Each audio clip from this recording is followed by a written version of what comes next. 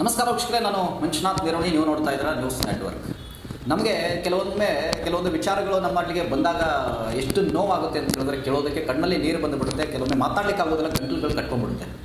ಅಂತಹ ನೋವಿನ ವಿಚಾರಗಳು ನಮ್ಮ ಬಳಿ ತಂದು ತಲುಪಿಸ್ತಾರೆ. ನಾನು ಯಾವಾಗಲೂ ಹೇಳ್ತಾ ಇರ್ತೇನೆ, ಮೌಢ್ಯತೆಗೆ ನಂಬಬೇಡಿ, ಮೌಢ್ಯತೆ ರಾಜ್ಯದಲ್ಲಿ ತಾಂಡವ ಆಡ್ತಾ ಇದೆ, ಇದಕ್ಕೆ ಕಡಿವಾಣ ಹಾಕಿ ಅಂತೇಳಿ ನಾನು ಅಧಿಕಾರಿಗಳಲ್ಲೂ ಕೂಡ ಸಾಕಷ್ಟು ಮನವಿಯನ್ನು ಮಾಡ್ಕೊಳ್ತೇನೆ. ಆದರೆ ಅಧಿಕಾರಿಗಳು ಏನೇ ಮಾಡಿದ್ರು ಕೂಡ ಜನ ಇದನ್ನು ನಂಬ್ತಾ ಇಲ್ಲ. ಈ ಒಂದು ವಿಡಿಯೋನ ಫಸ್ಟು ಎಲ್ಲರಿಗೂ ಶೇರ್ ಮಾಡಿಬಿಡಿ. ಯಾಕೆ ಅಂತ ಹೇಳಿದ್ರೆ, ಇಂತಹ ಒಂದು ಇನ್ಫಾರ್ಮೇಷನ್ ಏನಿದೆಯಲ್ಲ, ಇಂತಹ ಮಾಹಿತಿ ಏನಿದೆಯಲ್ಲ, ಇದು ರಾಜ್ಯದ ಮೂಲೆಗೂ ತಲುಪಬೇಕು, ಜನ ಜಾಗೃತರಾಗಬೇಕು. ಯಾಕೆ ನಾನು ಇಷ್ಟೊಂದು ಹೇಳ್ತಾ ಇರ್ತೀನಿ ಅಂತ ಹೇಳಿದ್ರೆ, ನೋಡಿ, ಇವತ್ತು ಒಂದು ಮೌಢ್ಯಕ್ಕೆ 18 ವರ್ಷದ ಯುವತಿ ನೇಣು ಹಾಕೊಂಡು ಸತ್ತಿದ್ದಾಳೆ ಅಂತ ಹೇಳಿದ್ರೆ ನೀವೆಲ್ಲರೂ ನಂಬ್ತೀರಾ? ದೆವ್ವ ಬಡ್ಕೊಂಡಿದ್ದೇನೋ ಒಂದು ಊಹಾಪೋಹದ ಸುದ್ದಿಗೆ 18 ವರ್ಷದ ಯುವತಿ ನೇಣು ಬಿಕ್ಕೊಂಡು ಸತ್ತು ಹೋಗಿದ್ದಾಳೆ. ಇಂಥದ್ದು ನಮ್ಮ ಈ ಸಮಾಜದಲ್ಲಿ ತೊಲಗಿಸಬೇಕು ಅಂತ ಹೇಳಿದ್ರೆ ತೊಲಗ್ತಾ ಇಲ್ಲ. ಈ ಇತ್ತೀಚೆಗೆ ನಾಯಿ ಕೊಡೆಗಳ ಹಾಗೆ ಹುಟ್ಕೊಂಡಿದ್ದಾರಲ್ಲ, ಇವರೆಲ್ಲ ಜನಗಳ ತಲೆಯಲ್ಲಿ ಬಿತ್ತಾರೆ. ಸ್ವಾಮೀಜಿಗಳು, ನಕಲಿ ಸ್ವಾಮೀಜಿಗಳೇನಿದ್ದಾರಲ್ಲ, ಎಲ್ಲ ಜನಗಳ ತಲೆಯಲ್ಲಿ ಬಿತ್ತಾರೆ. ನಿನಗೆ ಹಾಗಾಗಿದೆ, ಹೀಗಾಗಿದೆ, ದೆವ್ವ ಬಡ್ಕೊಂಡಿದೆ, ಯಾರು ಮಾಟ ಮಂತ್ರ ಮಾಡಿಸಿದ್ದಾರೆ, ಅದಾಗುತ್ತೆ, ಇವ್ರನ್ನೆಲ್ಲ ನಮಗೆ ಕೆಲವೊಮ್ಮೆ ಕೆಟ್ಟ ಪದಗಳು ಬಂದುಬಿಡುತ್ತೆ ಮಾತಾಡಬೇಕು ಅಂತ. ಆದರೆ ನಾವು ಮಾತನಾಡುವ ಹಾಗಿಲ್ಲ. ವಿಷಯವನ್ನು ಹೇಳ್ತಾರೆ ವೀಕ್ಷಕರೇ ನಿಮಗೆ. ನೋಡಿ, ಈ ದೃಶ್ಯದಲ್ಲಿ ನೋಡ್ತಾ ಇದ್ರಲ್ಲ, ಯುವತಿ ಚಿಕ್ಕಬಳ್ಳಾಪುರದ ಮೂಲದ ಯುವತಿ ಇವಳು.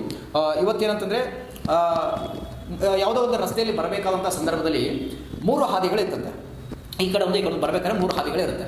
ಈ 3 ಹಾದಿಗಳಲ್ಲಿ ಬರುವಾಗ ಎಡವಿ ಬಿದ್ದಿದ್ದಾಳೆ ಯುವತಿ. ಇದಿಷ್ಟೇ ರೀಸನ್, ಇನ್ನೇನಿಲ್ಲ. ಯುವತಿಯ ಪ್ರಾಣ ಇವತ್ತು ಹೋಗಲಿಕ್ಕೆ ರೀಸನ್ ಇಷ್ಟೇ, ಎಡವಿ ಬಿದ್ದಿದ್ದು. ಎಡವಿ ಬಿದ್ದಾಗಿದ್ದ ಅಂತಂದರೆ ಹೊಟ್ಟೆ ನೋವು ಆಗ್ತಾ ಇದೆ ಅನ್ನುವಂತಹ ಒಂದು ವಿಷಯ ಬಂದಿರುವಂಥದ್ದು, ಇದು ಇರುವಂಥದ್ದು. ಅಲ್ಲಿ ಜನ ಹೇಳಿರುವಂಥದ್ದು ಹೊಟ್ಟೆ ನೋವು ಕಾಣಿಸ್ಕೊಳ್ತು ಅವತ್ತಿಂದ.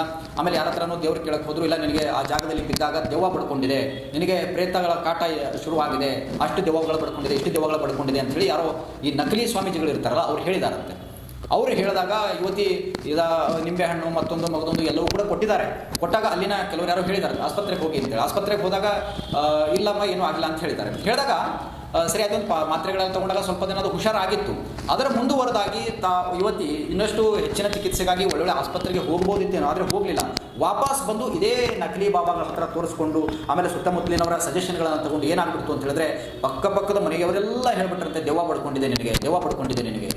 ಆವಾಗ ಯುವತಿ ಏನಾಗ್ಬಿಟ್ಲು ಹೇಳಿ, ತನ್ನ ಆತ್ಮಸ್ಥೈರ್ಯವನ್ನು ಕಳ್ಕೊಂಡು ಸಂಪೂರ್ಣವಾಗಿ ಮಾನಸಿಕ ಅಸ್ವಸ್ಥೆಯಾಗಿ, ಏನಂತಂದರೆ ಸಮಾಜದಲ್ಲಿ ನನಗೆ ಈ ಥರ ಆಗ್ತಲ್ಲ ಅನ್ನುವಂಥ ಒಂದು ನೋವಿನಿಂದ ಖಾಸಗಿ ಮನೆಯಲ್ಲಿದ್ದರಂತೆ, ಯಾರೋ ಬಾಡಿಗೆ ಮನೆಯಲ್ಲಿದ್ದರಂತೆ, ನೇಣು ಬಿಟ್ಕೊಂಡು ಯುವತಿ ಶಾರದಾ ಅನ್ನುವಂಥ ಯುವತಿ. ನೋಡ್ತಾ ಇದ್ದೀರಿ ನಾವು ದೃಶ್ಯದಲ್ಲಿ ಯಾವ ರೀತಿಯಾಗಿ ನೇಣು ಹಾಕ್ಕೊಂಡಿದ್ದಾಳೆ ಅಂತ. ಎದೆ ಎತ್ತರಕ್ಕೆ ಬೆಳೆದ ನಿಂತ ಮಗಳು, 8-10 ತಿಂಗಳು ಹೊತ್ತು ಬೆಳೆಸಿ 18 ವರ್ಷ ಸಾಕಿ ಸಲುಹಿದ ಮಗಳು ಯಾವುದೋ ಒಂದು ಮಾಟ ಮಂತ್ರಕ್ಕೆ, ಯಾವುದೋ ಒಂದು ಮೌಢ್ಯಕ್ಕೆ ಇವತ್ತು ಪ್ರಾಣ ಕೊಡ್ತಾಳೆ ನಮ್ಮ ಕಣ್ಣೆದುರಿಗೆ ಅಂತ ಹೇಳಿದ್ರೆ ಎಷ್ಟು ನೋವಾಗಲಿಕ್ಕಿಲ್ಲ ಕುಟುಂಬದವರಿಗೆ, ಎಷ್ಟು ನೋವಾಗಲಿಕ್ಕಿಲ್ಲ. ಯೋಚನೆ ಮಾಡಿ ಒಮ್ಮೆ, ಇಂಥದ್ದು ಕೂಡ ಇವತ್ತು ಸಮಾಜದಲ್ಲಿ ಇದೆಯಾ ಅನ್ನುವಂಥದ್ದು.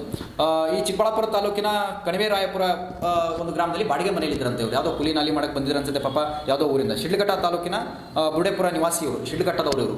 ಅಲ್ಲಿ ಬಂದಿದ್ದರೆ ಕೆಲಸಕ್ಕಾಗಿ ಬಂದಿದ್ದರು ತಂದೆ ತಾಯಿ. ಆವಾಗ ಅಲ್ಲಿ ನಿವಾಸಿಗಳಾಗಿದ್ದರು. 4 ವರ್ಷದ ಹಿಂದೆ ಸ್ಮಶಾನದ ಸಮೀಪ 3 ದಾರಿ ಮಧ್ಯೆ, ಅಂದರೆ ಹೇಳಿದ್ದಲ್ಲ ನನಗೆ ಅವಾಗಲೇ, ಅದಾವ ಸಮೀಪ ಸ್ಮಶಾನದ ಹತ್ರ ಹೋಗಿ 3 ದಾರಿ ಅಂತ ಹೇಳಿದ್ದಲ್ಲ, ಅಲ್ಲೇ ಹೋಗಿ ಬಿದ್ದಿದ್ದಂತೆ. ಆವಾಗಿನಿಂದಲೂ ಕೂಡ ಇದು ಆಗ್ತಾ ಇತ್ತು. ಅಂದಿನಿಂದ ಹೊಟ್ಟೆ ನೋವು ಕಾಣಿಸ್ಕೊಳ್ತು ಅಂಥೇಳಿ ಯುವತಿಯ ಪೋಷಕರು ಹೇಳ್ತಾ ಇದ್ದಾರೆ. ಆದರೆ ಅದು ಎಷ್ಟು ಮಟ್ಟಿಗೆ ಸತ್ಯನೋ ಸುಲಭ ಗೊತ್ತಿಲ್ಲ. ಇಲ್ಲಿವರೆಗೂ ಅಂತಂದರೆ ಚಿಕ್ಕಬಳ್ಳಾಪುರ ಶವಗಾರದಲ್ಲಿ ತೊಗೊಂಡು ಹೋಗಿ ಈಗ ಯುವತಿಯ ಮರಣೋತ್ತರ ಪರೀಕ್ಷೆಯನ್ನು ಕೂಡ ನಡೆಸ್ತಾ ಇದ್ದಾರೆ. ಅದರಲ್ಲಿ ಏನು ರಿಪೋರ್ಟ್ ಬರುತ್ತೆ, ಯುವತಿಗೆ ಏನಾಗಿತ್ತು ಏನಿಲ್ಲ ಅನ್ನುವಂಥದ್ದು ಸತ್ಯಾಸತ್ಯತೆ ಬರುತ್ತೆ.